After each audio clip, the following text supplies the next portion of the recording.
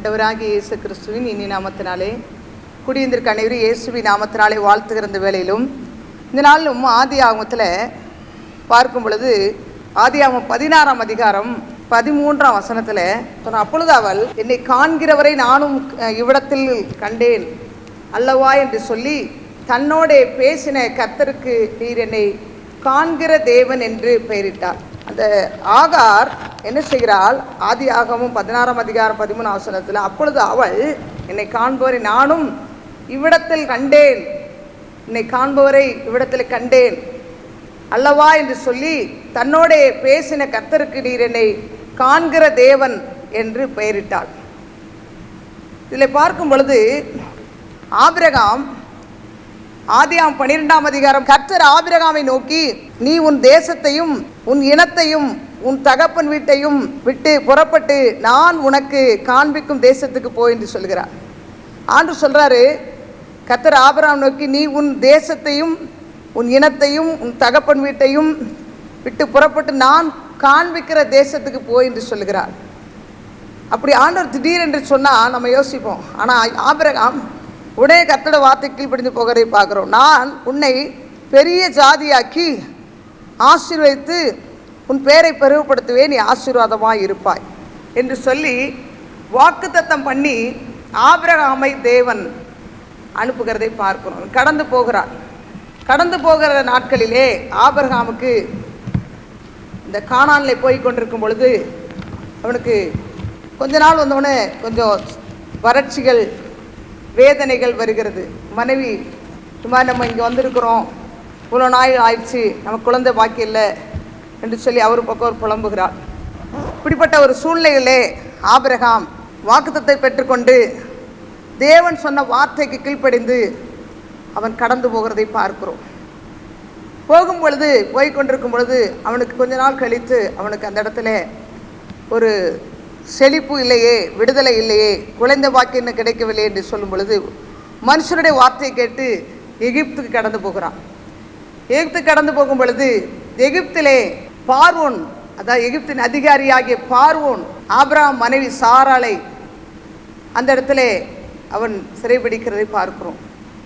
அவனை கொண்டு அரண்மனையில் வைத்து அவள் திருமணமாகாதவள் என்று சொல்லி நினைக்கிறான். அவளை கொண்டு வைக்கும் பொழுது அங்கே ஆகார் அடிமை பெண்ணாக இருக்கிறார். அடிமை பெண் என்று சொன்னால் பார்வோனிடத்தில் வருகிற பெண்களுக்கு மணவாட்டிகளுக்கு அலங்கரிக்கிற ஒரு ஸ்திரீயாக ஆகார் காணப்படுகிறார். அந்த ஆகார் காணப்படும் பொழுது அங்கே சாராள் அங்கே இருக்கும் பொழுது இவன் பார்வோன் ஒரு எண்ணத்தோடு சாராளை அங்கே நிறுத்தி வைத்த பொழுது கர்த்தர் அவனுக்கு அநேக சோதனைகளை கொடுத்து சாராளை வெளியேற்றும்படியாக செய்கிறார். இது ஆபிரகாம் மனைவி தெரிந்தவுடனே அவனுக்கு அநேக சோதனைகள் வருது. அதுக்கப்புறம் நினைக்கிறான், நம்ம ஆபிரகாம் மனைவியை கொண்டு வைத்ததுனால இந்த சோதனை என்று சொல்லி அவளை வெளியேற்றுகிறான். அப்போ அடிமை பெண்ணாகிய ஆகாரும் அவளோடு கூட வருகிறாள், கூட்டிக் கொண்டு வருகிறாள்.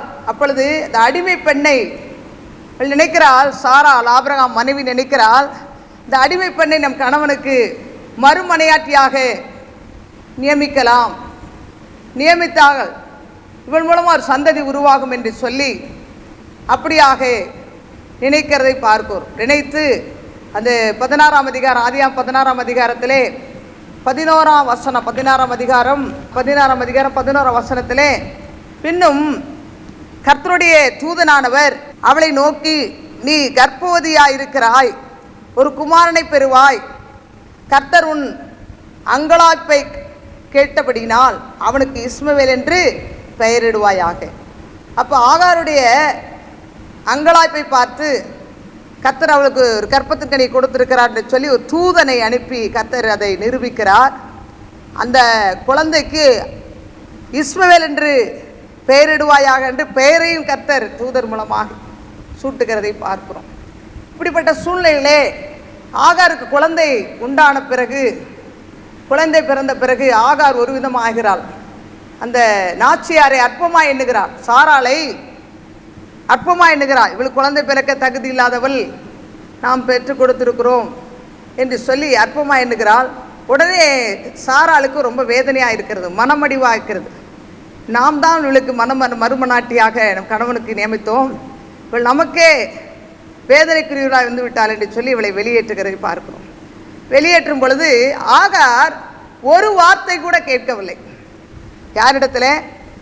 ஆபிரகாம் இடத்துல கேட்கல, நான் ஒரு குழந்தையை பெற்றுக் கொடுத்தேனே உனக்கு என்று சொல்லி. அவள், நீ இப்படி சொன்னாய், மறுமுனையாட்டி என் கணவனுக்கு என்று சொல்லி நான் இருந்தேனே, நீ என்னை இப்படி வெளியேற்று என்று ஒரு வார்த்தை கேட்காதபடி. அப்பொழுதுதான் சொல்லுகிறாள், இந்த 16ஆம் அதிகாரத்திலே 16ஆம் அதிகாரம் 13ஆம் வசனத்திலே அவள் சொல்லுகிறதை பார்க்கிறோம். 16ஆம் அதிகாரம் 13ஆம் வசனத்தை, அப்பொழுது அவள், என்னை காண்பவரை நானும் இவ்விடத்திலே கண்டேன், என்னை காண்பவரை நானும் இவ்விடத்திலே கண்டேன் அல்லவா என்று சொல்லி தன்னோடு பேசின கர்த்தருக்கு நீர் என்னை காண்கிற தேவன் என்று பெயரிட்டார். கர்த்தருக்கு என்ன சொல்றார்? நீர் என்னை காண்கிற தேவன் என்று பெயரிடுகிறாள். பெயரிடுகிறதை பார்க்கிறோம். யெகோவா ஈரே என்று அவள் பெயரிடுகிறதை பார்க்கிறோம். அப்ப அவள் சாராளை நோக்கி பார்க்கவில்லை, ஆபிரகாமை நோக்கி பார்க்கவில்லை. அவள் யாரை நோக்கி பார்க்கிறாள் என்று சொன்னால் கர்த்தரை நோக்கி பார்க்கிறாள். என்ன சொல்லுகிறாள்? என்னை காண்பவரை நானும் இவ்விடத்திலே கண்டேன். என்னை கண்டவர் அவர்தான். இந்த குழந்தையை கொடுத்து தேவதூர் மூலமாக ஒரு குழந்தை உனக்கு பிறக்க போகிறது, அதுக்கு இஸ்மேல் என்று பெயர் என்றெல்லாம் சூட்டிட்டாரு. அவரை என்னை காண்பவரை நானும் இவ்விடத்திலே கண்டேன் அல்லவா என்று சொல்லி தன்னோட பேசின கர்த்தருக்கு நீர் என்னை காண்கிற தேவன் என்று பெயரிடுகிறார். யோசித்து பாருங்க, இவருடைய வாழ்க்கையிலே ஆபிரகாமின் சாராளை நம்பி வருகிறாள். குழந்தை பிறந்த பிறகு கைவிட்டு விட்டார்கள். இவருடைய நிலைமை பரிதபிக்கப்பட்டதாய் காணப்படுகிறது. அந்த நேரத்தில் ஆபிரகாம்கிட்ட போய் கேட்கல, சாராள்கிட்ட போய் கேட்கல, ஆண்டவரை நோக்கி பார்க்கிறாள். என்னோட வாழ்க்கையிலே மனுஷன் கைவிடலாம், பிள்ளைகள் கைவிடலாம், கணவன் கைவிடலாம், மனைவி கைவிடலாம், உற்றார் உறவினர்கள் கைவிடலாம். தேவன் நேற்றும் இன்றும் என்றும் மாறாதவர், உங்களை ஒருபோது கைவிட மாட்டார். அல்லேலூயா, அல்லேலூயா. அவள் ஆண்டவரை நோக்கி பார்த்தாள். நாம் யாரை நோக்கி பார்க்க வேண்டும்? வீட்டில் வேதனைகள், துன்பங்கள், நெருக்கங்கள், பாடுகள், உபத்திரங்கள், கண்ணீர்கள், பலவீனங்கள் வரும்பொழுது கர்த்தரையே நோக்கி பார்க்க வேண்டும். எனக்கு 2-3 வாரத்துக்கு முன்னாடி பயங்கரமான பலவீனம், டயர்டு. அதாவது நின்று கிச்சனில் சமையல் பண்ணால் போய் படுத்துக்கோ அப்படின்னு ஒரு பலவீனம். நான் போய் படுத்துக்கலான்னு தான் ஆசை வரும். 2 தோசை ஊற்றுவேன், 3ஆவது தோசைக்கு படுத்துடணும்.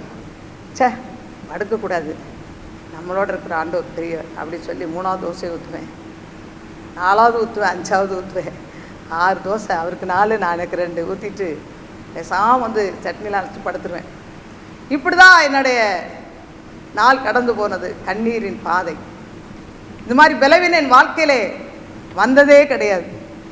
2 கால் உளைச்சல், சரீர டயர்ட்னஸ்ஸு. இன்னதான் டயர்டுன்னு சொல்ல முடியாது. இத்தனைக்கு எனக்கு ஹியூமோகுளோபின் 13.5 இருக்குது, ரத்தம்லாம் நிறையாவே இருக்குது கர்த்தருடைய கிருபையில். ஆனால் எனக்கு டயர்டு. சத்துரு ஏதோ விதத்தில் பலவீனப்படுத்துகிறேன்னு உணர்ந்தேன். அப்புறம் பார்த்தேன், சவால் விட்டேன் அவனுக்கு. படுத்துக்கிட்டே பாட்டு பாடுவேன், கண்ணீரோடு பாட்டு பாடுவேன், ஆவியில் நிறைவேன். அப்புறம் உட்காந்துட்டு பாட்டு பாடுவேன், கண்ணீரோடு சோம் பண்ணுவேன், பலன் அடைவேன். கொஞ்சம் நடந்துக்கிட்டே பாட்டு பாடுவேன். இப்படியே பலன் அடைஞ்சு இன்றைக்கி 1ஆம் தேதி, மே மாதம் 1ஆம் தேதி, போன மாதம் துதியை நிறுத்திட்டேன்.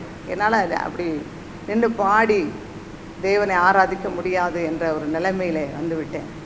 ஆனால் இந்த மாதத்தில் விடுதலையோடு 1ஆம் தேதி நிறைய மக்கள் ஆன்லைனில் இந்த துதி ஆராதனை கலந்து கொண்டு ஆசீர்வாதமாக இருந்து என்று சொன்னார்கள். அநேகருக்கு ஆசீர்வாதமாக கர்த்தர் வைத்திருக்கிறார், பலப்படுத்தினார், ஆவிலே உற்சாகப்படுத்தினார். இன்றைக்கு வந்து போன வாரம் செய்தி எடுத்திருக்கணும், போன வாரம் எடுக்கலை, வேறொரு செய்தியை தான் கூட சொன்னேன். ஆனால் இந்த வாரம் கர்த்தரை பலப்படுத்தி நிலைநிறுத்தியிருக்கிறார். நான் யாரை நோக்கி பார்த்தேன் என்று சொன்னால், டாக்டரை நம்பலை, மனுஷரை நம்பலை. என் பிள்ளைகள் வந்து உதவி செய்கிறேன்னாங்க, பொண்ணு வந்து 2 நாள் உதவி செய்தா, மகன் வந்து டெய்லி வந்து உங்களுக்கு சமையல் பண்ணி தரேன்னு சொன்னால், அவங்கவுங்க ஃபேமிலியை பார்க்க தான் சரி. நான் சொன்னேன், இல்லைப்பா நான் முடியல, ரொம்ப முடியாத போது நீங்கள் வந்து செஞ்சு கொடுங்க அப்படின்னு சொல்லிட்டேன். ஆனால் என்னுடைய பலவீனம் சொல்ல முடியாத ஒரு பலவீனம். அழுதேன் ஆண்டவரிடத்தில், ஆண்டவரே இப்படி பணியை செய்கிறேன், ஏன் இந்த பலவீனம், ஏன் இந்த டயர்ட்னஸ்? என்ன சத்து இல்லை, 13.5 ஹீமோகுளோபின் இருக்கே, என்ன டயர்ட்னஸ், என்ன கால்வலி? கால்வலி வரும். நைட்டு 1 மணி போல் ஏஞ்சி உட்காந்து ஜோம் பண்ணால் அந்த கால்வலி எங்கே போகணுன்னே தெரியாது. கர்த்தர் பலப்படுத்திட்டே இருந்தார். இன்றைக்கி அந்த கால்வலியெல்லாம் ஆண்டை துரத்தி விட்டார். இன்னைக்கு நிற்கிறேன்னா ஆண்டுடைய பிரதான கிருபையில் நிற்கிறேன். இந்த ஆகார் கூட மனுஷர் கைவிட்டார்கள். ஆகாரை ஆபிரகாம் சாராளை நோக்கி பார்க்கல, கர்த்தரை நோக்கி பார்த்தான். கர்த்தர் அவளை நினைத்தருளினார். அவருக்கு என்னை காண்கிற தேவன் என்று பெயரிட்டார் என்று பார்க்கிறோம். என்னை காண்கிற தேவன். அவர் என்ன பண்ணுறாரு? நம்மளை காண்கிற தேவன். யார் நம்மளை காணாட்டீங்க எல்லாம் தெரிஞ்சுக்குங்க. நம்மளோட வாழ்க்கையில் யார் நம்மளை கண்டாலும் காணாவிட்டாலும் இயேசு நம்மளை ஒருபோது காணாதவர் போல் கடந்து போவதில்லை. ஒவ்வொரு நிமிடமும் ஒவ்வொரு நொடியும் நம்மளை காண்கிற தேவனாய் கடந்து வருகிறது. இந்த வாழ்க்கையில் பலவீனப்பட்டது நாட்களே இல்லை. பலவீனப்படுத்த நாள் இல்லை. உண்மையால் பெருமைக்காக சொல்ல, காய்ச்சல் வந்து படுத்த நாள் இல்லை, தலைவலி வந்து கடந்த நாள் இல்லை. பலவீனம்னா என்னன்று கேட்கக்கூடிய அப்படிப்பட்ட ஒரு ஆளாக இருந்தேன். என்னை சொல்லுவாங்க, வாலிப பிராயத்தில் நல்லா ஸ்போர்ட்ஸ்லாம் விளையாடுவேன். எங்கள் அக்காலாம் சொல்லுவாங்க, உடம்பு கிழங்கு மாறிடுவாங்க. எங்கள் ஊரில் இந்த சக்கரவள்ளி கிழங்கு, மரவள்ளி கிழங்குலாம் பெருசாக இருக்கும், நல்ல மாவு கிழங்காக இருக்கும். உடம்பு கிழங்கு மாதிரி, நீ உன்னை அடித்தா கூட உடம்பு உடையாது, அப்படி ஒரு ஸ்ட்ராங் அப்படின்வாங்க. ஆனால் உண்மையால் அப்படி ஸ்ட்ராங்காக தான் கர்த்தர் வச்சுருந்தார். ஆனால் இந்த பலவீனம் வரும் பொழுது உள்ளம் உடைந்தது, நொறுக்கப்பட்டேன். ஆண்டவரே, நான் செய்ய வேண்டிய ஊழியம் இன்னும் அதிகமாக இருக்கிறதே, இவ்வளோ பலவீனத்தோடு இருக்கிறேனே என்று சொன்னேன். ஆண்டவர் சொன்னார், உன் பலவீனத்தில் என்னுடைய பலன் பூர்ணமாய் விளக்கும். நீ போக வேண்டிய தூரம் வெகு தூரம். உன்னை நடத்துகிற கர்த்தர் நான். உன்னை கொண்டு செய்யும் காரியங்கள் பயங்கரமாக இருக்கும் என்று கர்த்தர் சொன்னார். என்னை தேற்றினார். ஒரு தாய் தேற்றுவது போல என் பலவீனத்திலே என் இயேசு தேற்றவில்லை என்று சொன்னால் எந்த ஒரு மனுஷன் என்னை தேற்ற முடியாது. அப்படிப்பட்ட ஒரு பலவீனம், அப்படி ஒரு போராட்டம் என் சரீரத்தில். இந்த மாதிரி என் லைஃப்பில் நான் வந்ததே கிடையாது. ஆனால் ஆண்டவர் கிருபையாக என்னை பலப்படுத்தி நிலைநிறுத்தினார். ஒருபோது கைவிடாத நேசர். உங்கள் வாழ்க்கையில் யார் கைவிட்டுருக்கலாம், கலங்கிட்டு நிற்கிறீங்களா? அந்த செய்தியை கேட்டிருக்கிறவங்க, என்னை வீட்டில் இருக்கவங்களாம் கைவிட்டாங்க, எல்லாரும் என்னை முறுமுறுக்கிறாங்க, என்னை பேசுகிறாங்க, நான் ஜெபிக்கிறேன், என்னை புரிந்து கொள்வார் வீட்டில் இல்லை, என் பலவீனத்தை புரிந்து கொள்வார் இல்லை என்று சொல்லி புலம்புறீங்களா? ஆனால் உங்களை காண்கிற தேவன், உங்களை காண்கிற தேவன் ஒருவர் இருக்கிறார். ஆகாரை காண்கிற தேவன் உங்களை காண்கிறார். கணக்கு வைக்கும் கர்த்தரவர். உங்கள் கண்ணீரை கணக்கு வைக்கும் கர்த்தரவர். நம்முடைய கண்ணீரெல்லாம் கர்த்தர் கணக்கில் வைக்கிறாருங்க. மனுஷன் கணக்கில் வைக்க மாட்டான். நம்ம அழும்போது சொல்லுவா, நல்லவங்களாக இருந்தால் சொல்லுவாங்க, ஏதோ இந்த சிஸ்டர் இப்படி நல்லா இருந்தாங்க, இப்படி பலவீனமாயிட்டாங்க. நமக்கு விரோதியாக இருந்தாலும் சொல்லுவான், என்ன வந்ததோ தெரியல, இவங்களுக்கு திடீர்னு பலவீனம், என்ன செஞ்சாங்களோ அப்படின்னு சொல்லிடுவாங்க. ஒரே நிமிஷத்தில் வாய் பேசாமல் சொல்லிட்டு போயிடுவாங்க. ஆனால் ஆண்டவர் தான் அவரோட மனநிலையை புரிந்து கொண்டு நமக்கு விடுதலை கொடுக்கிற தேவனாக கடந்து வருகிறார். ஆனால் உங்கள் வாழ்க்கையில் ஒரு வேலை இல்லையே என்று கலங்கி நிற்கலாம்.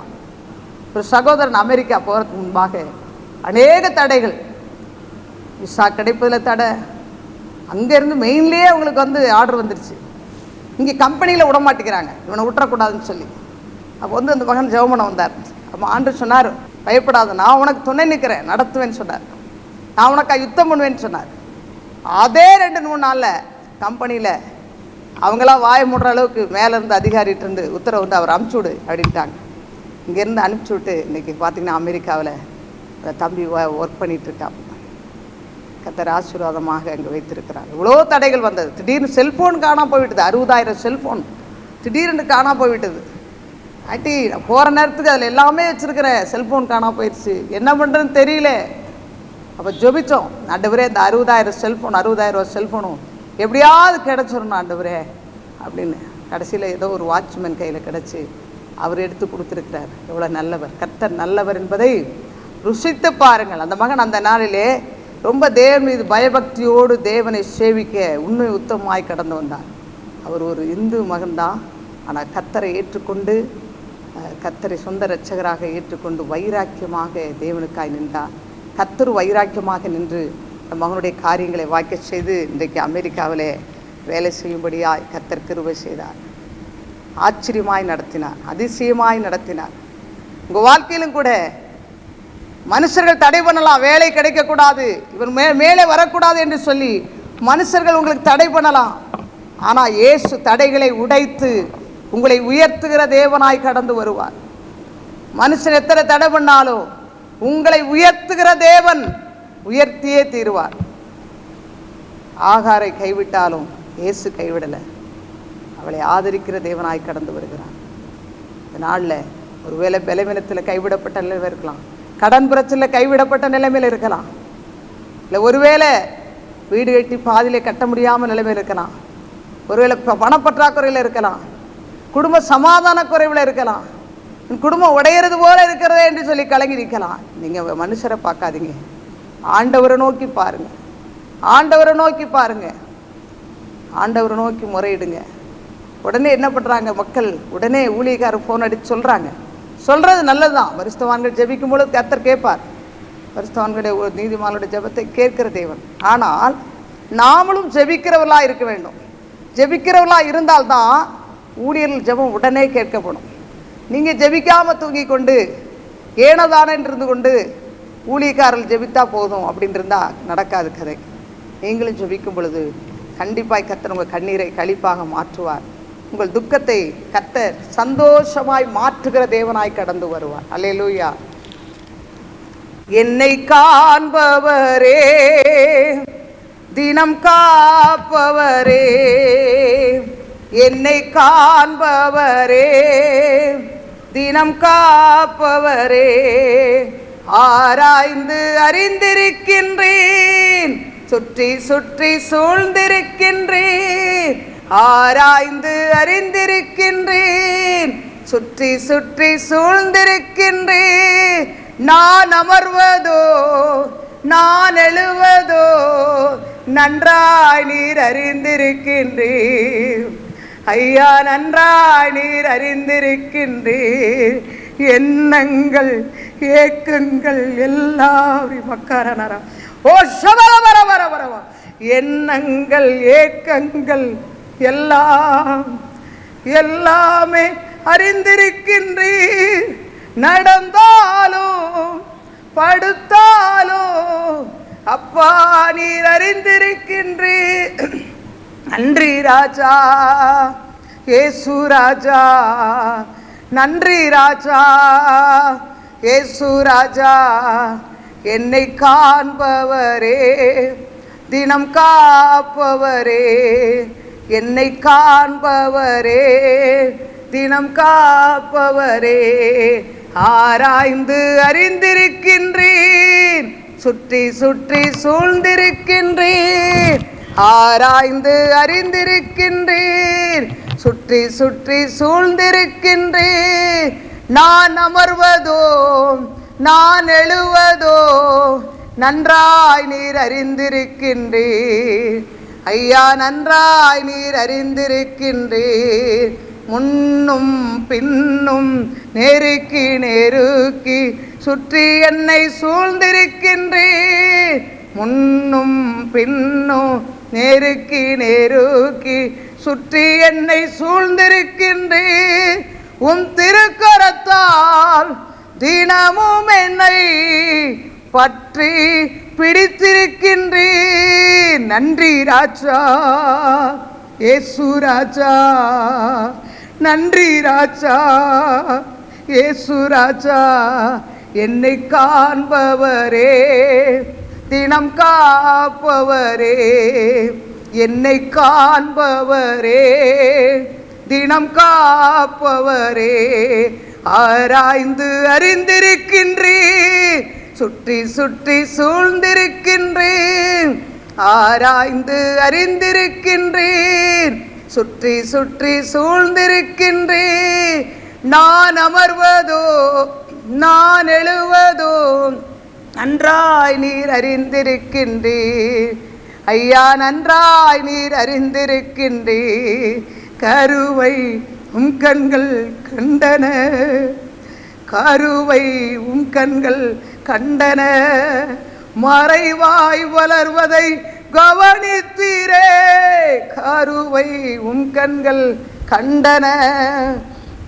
மறைவாய் வளர்வதை கவனித்தீரே. அதிசயமாய் பிரமிக்கத்தக்க பக்குவமாய் உருவாக்கினி. நன்றி ராஜா இயேசு ராஜா, நன்றி ராஜா இயேசு ராஜா. என்னை காண்பவரே, தினம் காப்பவரே, என்னை காண்பவரே, தினம் காப்பவரே. ஆராய்ந்து அறிந்திருக்கின்றீர், சுற்றி சுற்றி சூழ்ந்திருக்கின்றீர். ஆராய்ந்து அறிந்திருக்கின்றேன், சுற்றி சுற்றி சூழ்ந்திருக்கின்றேன். நான் அமர்வதோ நான் எழுவதோ நன்றாய் நீர் அறிந்திருக்கின்றீர். ஐயா நன்றாய் நீர் அறிந்திருக்கின்றீர்.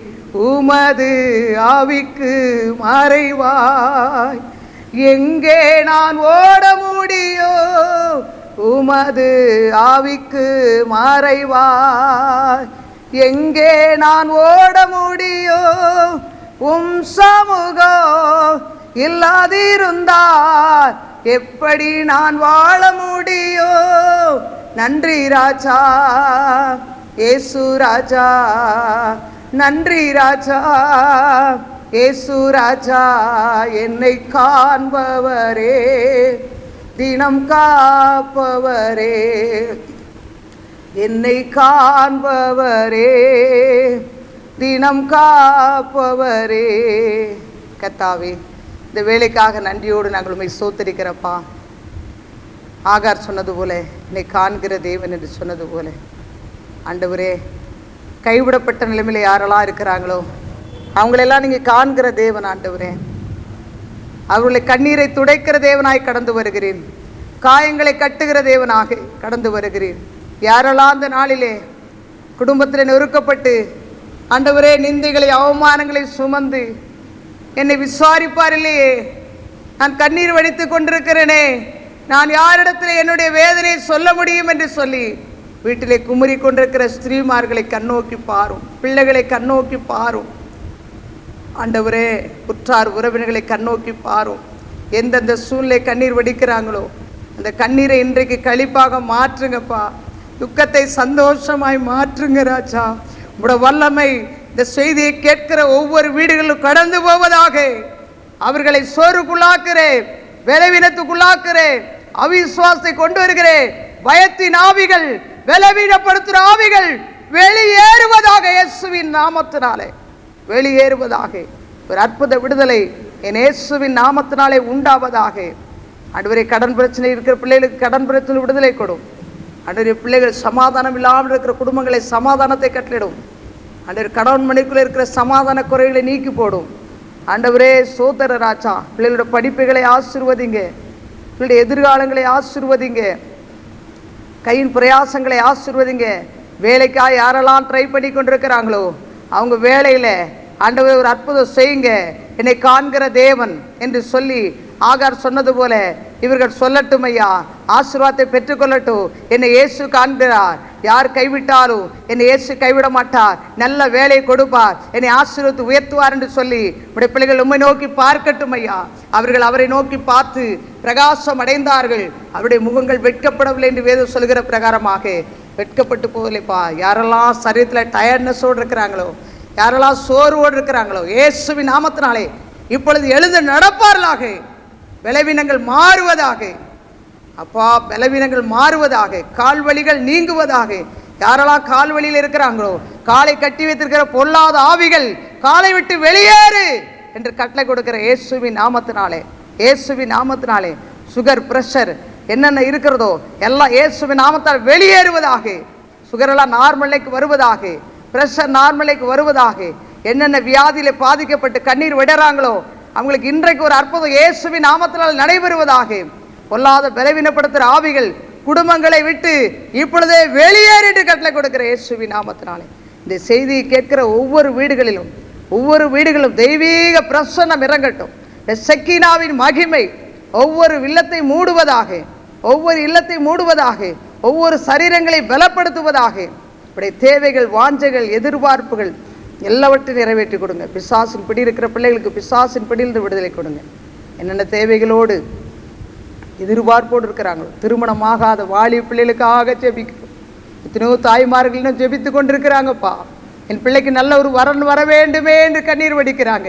அவங்களுக்கு ஒரு நல்ல வரனை இன்றைக்கு நீர் ஆயத்தப்படுத்தி கொடுங்க. தடைகளை உடைங்க, திருமண தடைகளை உடைத்து நல்ல ஒரு குணசாலியான ஸ்திரியை நீர் ஆயத்தப்படுத்தி கொடுங்க.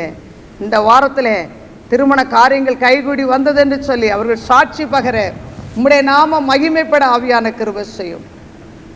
இதை கேட்டுக்கொண்டிருக்க ஒவ்வொருவரையும் ஆசீர்வதியும். வருகைக்கு எல்லாரையும் ஆயத்தப்படுத்தும். வரையும் காலம் மிக சமயமாக இருக்கிறபடியா கரை திரையற்றவர்களாக உங்களுடைய சமத்திற்கு ஆயத்தப்படுத்தும். துதிகன மகிமை யாவற்றும் நமக்கு செலுத்துகிறோம். மீட்பர் இயேசுவின் நாமத்தில் ஜெபிக்கிறோம் எங்கள் ஜீவனுள்ள பிதாவே, ஆமென்.